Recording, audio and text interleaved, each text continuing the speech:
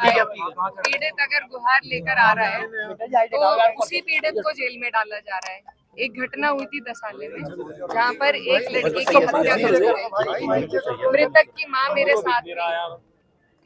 माँ मेरे साथ थी, बुजुर्ग महिला।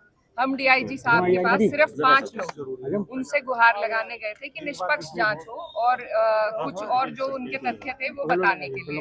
तो डीआईजी साहब ने इतना सम्मान किया कि वो बुजुर्ग महिला थी, रोती भी वो उनके ऑफिस से बाहर निकली। जिसके बाद हमारी कोई सुनवाई नहीं हुई। हम बाहर आए, हम एक और एप्लीकेशन बनाने के लिए बाहर खड़े होके बात ही कर रहे थे कि पुलिस प्रशासन ने आके वहां से भी सबको धमकाना शुरू कर दिया। जिसके बाद हमने कहा कि भाई ये कोई आपकी अपनी संपत्ति तो नहीं है, यहाँ खड़े हो सकते हैं। सिर्फ 5-7 लोग थे हम और वाइट पट्टी के अंदर थे, कोई वहाँ पे ट्रैफिक नहीं रुका। उसके बावजूद मुझे थाने में ले गए, महिला थाने में, कि आप यहाँ पे बाधा उत्पन्न करी है ट्रैफिक की। हमारे पास सारी वीडियो है।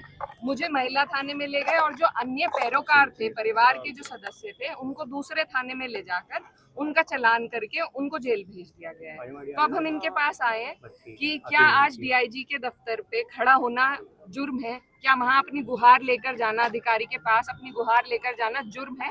अगर है तो हम सब तैयार।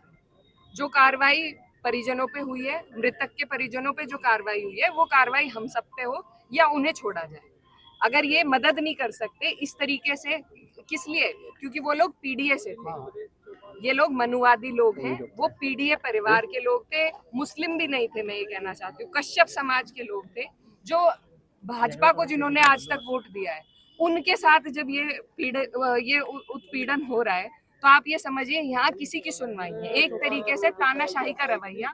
माँ जो थी, बुजुर्ग माँ, वो अपने मरे बच्चे के दर्द में डीआईजी के यहाँ गुहार लगाने आई थी, उनको वहां से बेइज्जत करके बाहर निकाला गया। तो आपको हिरासत में लिया गया? मुझे भी हिरासत में लिया गया और जो और परिजन है उनको अब भेज दिया गया है 151 की कार्रवाई कर। अब आपकी बातचीत चल रही थी, सरसावा में क्या हुआ है आपके साथ? जी, सरसावा में क्या हुआ? सरसावा में हम चले गए थे, हमें लगा मामला खत्म है, हम आगे चले गए। वहाँ हमें कुछ लोगों से मिलना था, काम था। वहां से जब हमें जानकारी मिली कि उन लोगों को जेल भेज दिया गया, हम जब वापस आए तो बैरिकेडिंग लगा दी गई। जिले के चारों तरफ, हसनपुर चुंगी में, सरसावा थाने के आगे, सब जगह बैरिकेडिंग लगा दी।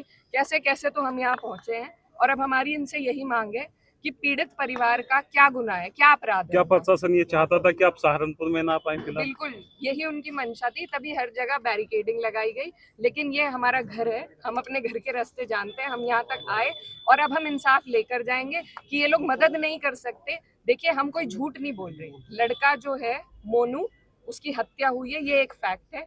2 लोग जेल भी जा चुके हैं। उसके अन्यथा में जो कार्रवाई होनी है उसके लिए हम यहाँ पर आए थे, ये सब फैक्ट है।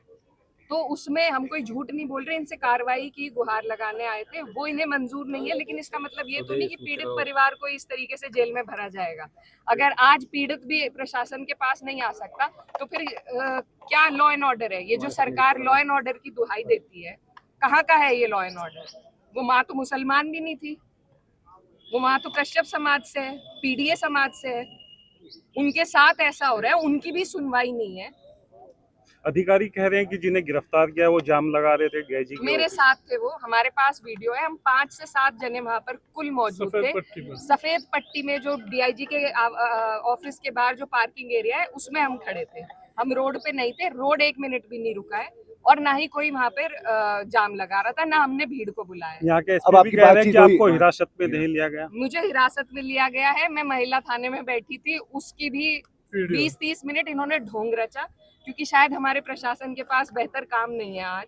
तो सारा प्रशासन इसी मामले में उलझा हुआ है और ढोंग करने के लिए हमें लेकर गए थे आधे घंटे के लिए। वहां से फिर हमें भेज दिया। लेकिन जो परिजन थे, मुझे महिला थाने भेजा, उनको सदर थाने भेज के उनको जेल में भेज दिया गया है। अब सदर थाने में अधिकारियों से क्या बात? अब हमारी ये मांग है कि या तो मेरा भी चालान कर दिया जाए 151 में, क्योंकि मैं उनके साथ हर कदम से कदम पे मौजूद थी।